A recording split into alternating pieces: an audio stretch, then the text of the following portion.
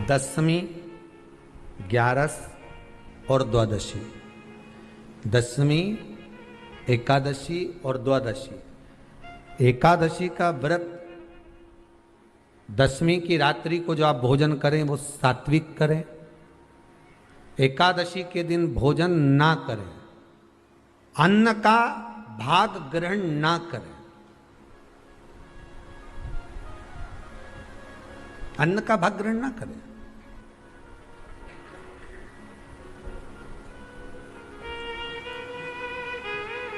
कितना सुंदर कहा है महाराज जी। यदि आपके यहां पर गौ माता है, आपके घर में अगर गौ माता विराज रही है, आपके घर में अगर गौ माता है, गाय की अगर आप सेवा कर रहे हैं, अच्छा कितना सुंदर लिखा है धेनु मानस में, गीता प्रेस गोरखपुर की गौ अंक को निकालकर पढ़िए कल्याण का।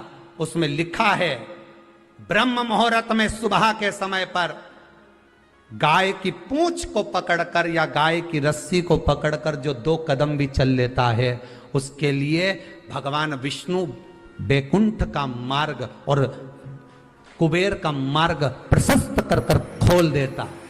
जरा पढ़िए, धेनु मानस को पढ़िए, गौ अंक पढ़िए, गीता प्रेस गोरखपुर का कल्याण का अंक निकाल कर पढ़िए कि गाय का मात्र रस्सी पकड़कर 2 कदम चलने वाले के लिए मार्ग प्रशस्त हो जाता है। एकादशी के दिन अगर आपका व्रत है तो आप भूलवश भी डब्बे में रखी हुई रोटी गाय को ना देते हुए कुछ थोड़ा सा फल, फलहार, कोई केला, कोई सेब, जो आप खाते हो, अंगूर, पपीता, जो आप ग्रहण कर रहे हो, उसका थोड़ा सा भाग आप गाय को प्रदान करो। आप गाय को दीजिए।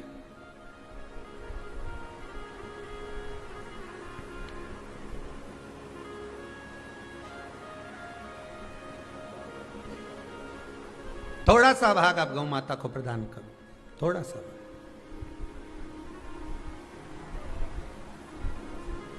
सारे व्रतों में केवल एक व्रत ऐसा होता है एकादशी का, जिसका उद्यापन पहली एकादशी पर भी कर सकते हो।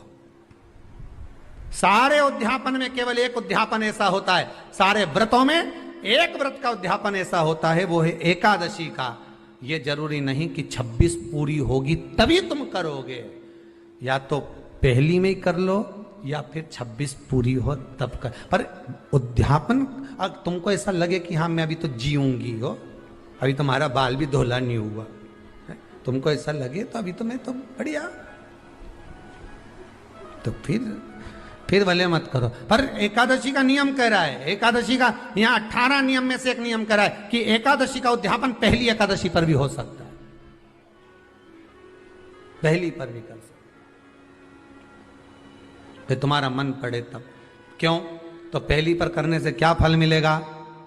तो एकादशी की नियमावली कहती है, अगर मान लो आपने पहली एकादशी पर भी उद्यापन कर लिया, इसके बाद में जितनी एकादशी करोगे वो सारी तुम्हारे खाते में जुड़ती जाएगी। मतलब बैंक में खाता खोल लो, ठीक है? खाता खोल लिया, अब जितना कमाता जाओगा उसमें डालते जाओ, जितनी कमाई करके लाओगे उसमें जमा करते जाओ। एकादशी एक बार उद्यापन पहले में भी हो गया तो बाकी का पुण्य तुम्हारे खाते में आ जाए, उसका पुण्य। एकादशी का उद्यापन बड़े महीने में माघ शुक्ल एकादशी के दिन, माघ का महीना हो, शुक्ल पक्ष की, जम के बोलिए, एकादशी हो, प्रयास करना कि आप उद्यापन करें। भले 5, 10, 11, 12 जितनी एकादशी हो जाए, 26 हो जाए तो ज़्यादा अच्छी है, नहीं तो आप करें तो माघ महीने की शुक्ल पक्ष की एकादशी के दिन आप उद्यापन करें। प्रयासरत करें, प्रयासरत। बड़े महीने के अंतर्गत जो उद्यापन, हाँ चतुर्मास के अंतर्गत उद्यापन नहीं होता एकादशी का, बहुत ध्यान दीजिए हमारा। ये जो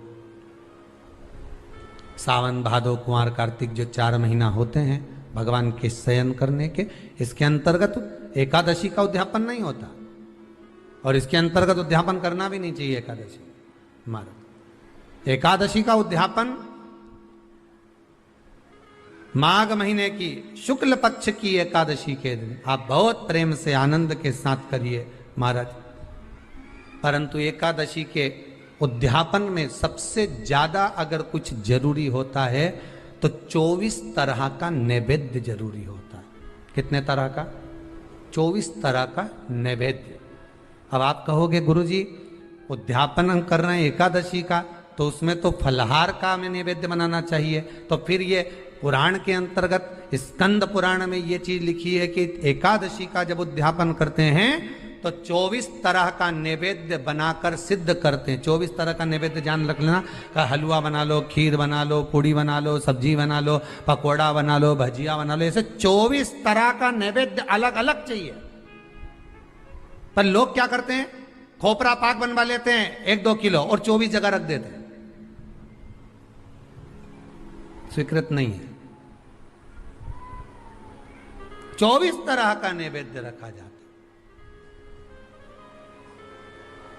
महाराज एकादशी के दिन भगवान के पूजन का पूरी तैयारी कर कर मंडल आदि बनवाकर विद्वान ब्राह्मण को बुलाकर, कर्मकांडी ब्राह्मण को बुलाकर जो भगवत सेवा में एकादशी का उद्यापन कराए, उन ब्राह्मण के चरणों को नमन कर कर, प्रणाम कर कर एकादशी का पूजन करवाइए और उस मंडल की पूजन कराकर हवन द्वादशी को कराइए। एकादशी को हवन नहीं, एकादशी के उद्यापन का जो हवन होता है वो द्वादशी को।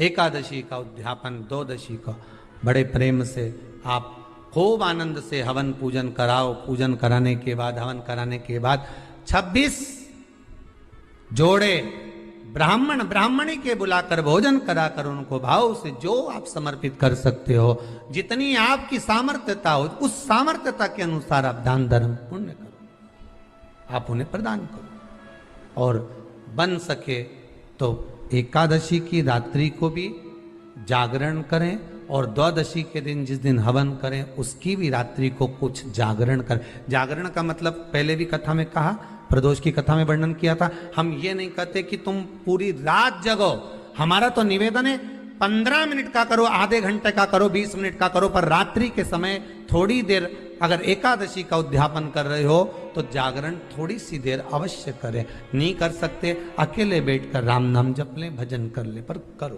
कि नारी के मुख से अगर एक बार निकल जाए कि मेरी जिंदगी तुमसे विवाह कर कर बेकार हो गई, उस समय नारी का साथित्व समाप्त हो जाता है। इसलिए माताओं आपसे निवेदन है, जिंदगी में सारी लड़ाई लड़ना, सब कुछ बोलना, पर अपने पति से यह मत कहना कि तुमसे विवाह कर कर मेरी जिंदगी बेकार हो गई, क्योंकि विवाह तुमने किया है पर भाग्य उसने लिखा है। भाग्य लिखने वाला वो है। और आपसे फिर निवेदन करूंगा, राम मंदिर जाओ, कृष्ण मंदिर जाओ, शिव मंदिर जाओ, भवानी के मंदिर जाओ, तुम्हारे 33 कोटि देवताओं के मंदिर चले जाओ, गणेश जी के मंदिर जाओ, तुम्हारी मर्जी पड़े उस देवता के मंदिर जाना, कोई तुम्हारा भाग्य नहीं बदल सकता। जो तुम्हारी किस्मत में लिखा है वो तुमको भोगना पड़ेगा। तो बदलेगा कौन? तो उसका भी प्रमाण हमारे यहां शिव महापुराण कहती है। एक पारो नाम की विधवा स्त्री थी।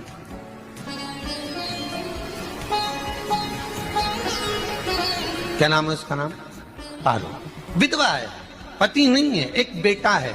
और विधवा स्त्री जो थी वो गर्भ से थी, उसका संतान नहीं हुई थी, पति मर गया था, वो गर्भावस्था में बेटा रह गया और पति चले गए। पारो बड़ी दुखी थी, भगवान का भजन करती बहुत, घर में कुछ भी नहीं था, जो व्यापारी जो धन था उसके पति का वो सब लोग खा गए। जब जैसे व्यक्ति जब तक जीवित है तब तक संसार उसका है, जैसे ही वो गया उसका सारा धन भी उसके साथ चला गया, व्यापार धन रो। पारो आंखों से अश्रु बहता है, नैनों से जल बहता है, नैनों से बिंदु बहता है। और पारो की आंखों से जब आंसू बह रहा है, अश्रु निकल रहा है, जल बह रहा है, बेटे को जन्म दिया। उसने सोचा अपनी जिंदगी तो बेकार हो गई, पर बेटा जन्म लिया तो इसका नाम अच्छा रख दूं तो हो सकता है भाग्य आगे अच्छा हो। तो उसने उसका नाम भाग्य सिंह रख दिया। क्या नाम रखा? भाग्य सिंह। भाग्य अच्छा रहेगा इसका, तो हो सकता है कुछ अच्छा कर ले। पर बेटे की भी किस्मत इतनी प्रबल नहीं थी। माँ जगह जगह बर्तन मांझ कर काम कर कर बच्चे का पालन कर ली। बच्चा थोड़ा बड़ा हुआ। माँ मेरे सारे मित्र सेठ हैं, अब मेरा ही किस्मत, मेरा ही भाग्य ऐसा क्यों है? मेरी ही किस्मत ऐसी क्यों है ऐसी?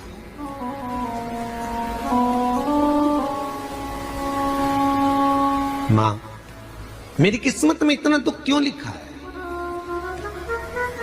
माँ भोजन तक हमको समय पर नहीं मिलता, हमारा भाग्य ऐसा क्यों है? माँ हमारी किस्मत ऐसी क्यों है? माँ कहती है बेटा जो ललाट पर लिखा उसे कौन टाल सका। माँ बच्चों को समझाती है, माँ बच्चों को कहती है, धीरे धीरे समय निकलता है। माँ एक बार बता माँ, तू कहती है कि सब भगवान ने लिखा है भाग्य में, तो भगवान का मिलेगा मुझे बता दे। माँ बोलती है ऐसी कोई जगह नहीं जहाँ भगवान नहीं। वन में मिलेगा? हाँ मिलेगा। माँ का कहना मानकर भाग्य सिंह वन में चले गया और घने जंगल में भाग्य जब गया भाग्य सिंह, और घने जंगल में जब पहुंच गया, ढूंढते ढूंढते ढूंढते ढूंढते ढूंढते तो भी भगवान तो भगवान की छाया तक नहीं मिली। भगवान की छाया तक। आंखों में जल भर गया, बेहोश होकर गिर गया। शाम का समय था, विष्णु और लक्ष्मी निकल कर जा रहे थे। लक्ष्मी और विष्णु जाते जाते उसको देखकर रूप बदल के उसके पास गए। बेटा आपका नाम क्या है? तुम्हारा नाम भाग्य सिंह है। कहाँ जा रहे हो? भगवान से मिलना है हमको। क्या काम है तुम्हें भगवान से? भगवान से पूछना है कि मेरी किस्मत ऐसी क्यों बनाई, मेरी किस्मत में गरीबी क्यों लिखी, मेरे भाग्य में इतना दुख क्यों लिखा। मुझे भगवान से पूछना है कि मेरी किस्मत ऐसी क्यों बनाई, मेरी किस्मत में इतना दुख क्यों लिखा। इतनी तो भगवान बोले ये तो देखो भाग्य भाग्य की बात है, सबके भाग्य में अलग अलग होता है। नहीं नहीं मुझे भगवान से पूछना। तो हुआ क्या? मैं बहुत गरीब हूं, मैं बहुत दुखी हूं। भगवान से प्रार्थना है कि मुझे कुछ मेरी जिंदगी का अच्छा कार्य कर दीजिए। लक्ष्मी जी को दया आ गई, नारायण से बोले प्रभु इसको कुछ दे दो, थोड़ा सा इसके ऊपर कृपा कर दो। नारायण बोले इसके भाग्य में नहीं है लक्ष्मी, इसके भाग्य में नहीं है लक्ष्मी। लक्ष्मी मैं देवी दूंगा तो इसकी किस्मत में नहीं है। लक्ष्मी कहती है आपका काम देने का है, आप तो दो। भगवान ने कहा लक्ष्मी नहीं है भाग्य में, तुम तो दे दो। लक्ष्मी जी के कहने पर नारायण ने उसको एक हीरे का हार दे दिया। ले ये ले हीरे का हार। वो प्रसन्न हो गया, हीरे का हार मिल गया। और हार लेकर वो चला, और चलते चलते उसने सोचा मेरी मम्मी को दूंगा, मेरी माता को दूंगा, माँ बड़ी प्रसन्न हो जाएगी। हीरे का हार लेकर जा रहा था। हार ले जाते उसको रास्ते में इतने में उसको तुरंत उसी समय पर कहीं सोचाधिक कर्म के लिए जाना पड़ा। उसने सोचा इस हार को इस पत्थर पर रख देता हूं, अभी आऊंगा वापिस इस हार को उठाकर घर लेकर चले जाऊंगा। और सोचाधिक कर्म के लिए वो चल दिया।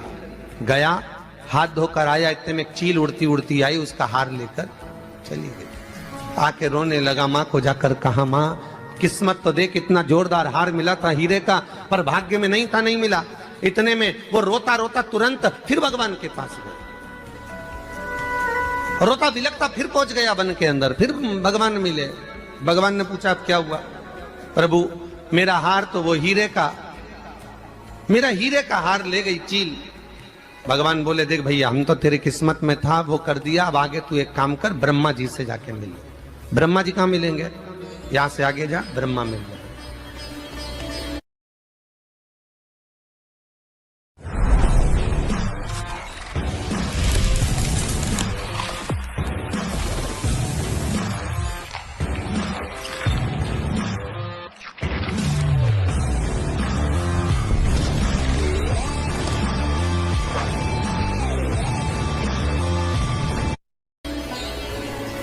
ब्रह्मा के पास गए। ब्रह्मा जी ने कहा क्या हुआ? ब्रह्मा जी मेरे भाग्य में गरीबी लिखी है, कुछ अच्छा कर दीजिए। ब्रह्मा जी कहते हैं तुम्हारा भाग्य में जो लिखा है वो तुम्हें भोगना पड़ेगा। नहीं नहीं, आप कृपा करो। लक्ष्मी जी ने नारायण से कहा इसको कुछ कृपा कर दो। तो भगवान ब्रह्मा जी ने कहा चलो इसका भाग्य बदलने के लिए एक हीरे की अंगूठी दे देता हूं। भगवान ने उसको हीरे की अंगूठी दे दी। अब हीरे की अंगूठी दी, फिर वो लेकर चला। इतना खुश था, अब मुझे हीरे की अंगूठी मिल गई, अब मुझे हीरे की अंगूठी मिल गई। इतना प्रसन्न होकर जा रहा था, इतने में इसको लग गई प्यास। इसने सोचा पानी पी लूं। पानी पीने के लिए इसने मुंह को करा नीचे, जेब में रखी थी अंगूठी, वो पानी में लुढ़क गई। लुढ़कते से एक मछली निगल गई, अंगूठी भी हाथ से। देखिए, कोई कितना भी साथ दे दे, पर भाग्य में अगर सुख लिखा होगा तो वो अपने आप मिलेगा। नहीं, फिर आया, फिर मां से कहा मां ऐसा हो। मां ने कहा चल जाने दे, तू रोज रोज बहाना बना के चले जाता है, दिन भर इधर उधर घूमता रहता है, शाम को आता है और बहाने बना के कहां की स्टोरी सुनाता रहता है, ना जाने कहां की कहानियां सुनाता रहता है। चल काम पे जा, कुछ काम कर तो भाग्य बदलेगा। नहीं नहीं मां, मैं सत्य बोल रहा हूं। नहीं माना, फिर चले गया। नारायण ने कहा एक काम करो, अब तुम शंकर जी के पास जाओ। शिव जी के पास गए। भोलेनाथ जी ने उसको हीरे की पोटली दे दी। वो हीरे की पोटली ले जाकर अब की बार सोचा कहीं रुकूंगा ही नहीं, सीधे घर गया। मम्मी को याद करा, माँ नहीं थी। उसने एक लोटे के अंदर हीरे रख दिए। मैं माता को ढूंढ के आता हूँ। माँ को ढूंढने गए, इसमें चोर घुस गए घर के अंदर, लोटा ही ले गए। फिर आके देखा, फिर माँ ने कहा, फिर बहाने बनाया तूने, फिर स्टोरी सुने, फिर कहानी सुने। माँ मैं सत्य कह रहा हूं, सत्य कह रहा हूं। आखिरी में हार गया। फिर भगवान विष्णु और ब्रह्मा ने एक ही बात कही, तू शंकर के मंदिर की चौखट पर जा। वहां क्या करना पड़ेगा मुझे? कुछ मत करना, केवल उसकी चौखट पर जाकर उसका दीदार करना, उसका दर्शन करना। उससे क्या होगा? भगवान विष्णु और ब्रह्मा कहते हैं 33 कोटि देवताओं के पास जाएगा तो कुछ नहीं होने वाला, पर शंकर के दरवाजे पर भाग्य देवी रोज प्रतिदिन झाड़ू लगाती है। कौन झाड़ू लगाती है? भाग्य देवी। आपसे निवेदन है, बहुत सुंदर कथा है, इससे समझना कि विष्णु ब्रह्मा राम कृष्ण आदि 33 कोटि देवताओं के पास तुम चले जाओ, कोई तुम्हारा भाग्य नहीं बदल सकता। हाँ, अगर भाग्य देवी का तुम स्मरण करो, किसी मंदिर में जाना तो ये भगवान से कहना भगवान लक्ष्मी दो, भगवान से लक्ष्मी मत मांगना, भगवान से कहना मेरा भाग्य ऐसा कर दो, या भाग्य देवी की कृपा मुझ पर बरसा दो जिससे मेरा भाग्य बदल जाए, कुछ अच्छा हो जाए मेरी जिंदगी में। तो जाके शंकर के मंदिर के बाहर खड़े हो, भाग्य देवी मां झाड़ू लगाती है, भाग्य देवी उनकी चौखट पर बैठी रहती है। तू जा, उससे क्या होगा? बस देवता तो तेरी जिंदगी बदलने के लिए कब से इंतजार कर रहे हैं, पर तेरा भाग्य नहीं बदल पा रहा। तेरा भाग्य बदलेगी तो भाग्य देवी ही बदलेगी।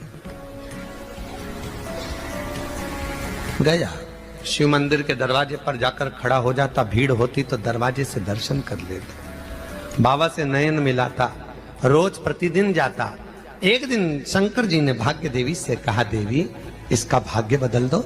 देवी कहती है, भोलेनाथ इसकी किस्मत में ब्रह्मा जी ने यही लिखा है दुख, इसकी किस्मत में ठोकरें खाना ही लिखा है। भाग्य देवी तुम मेरे दरवाजे की झाड़ू लगाती हो, आज इसके भाग्य की झाड़ू लगाई। भाग्य देवी ने कहा, भोलेनाथ आप कह रहे हो?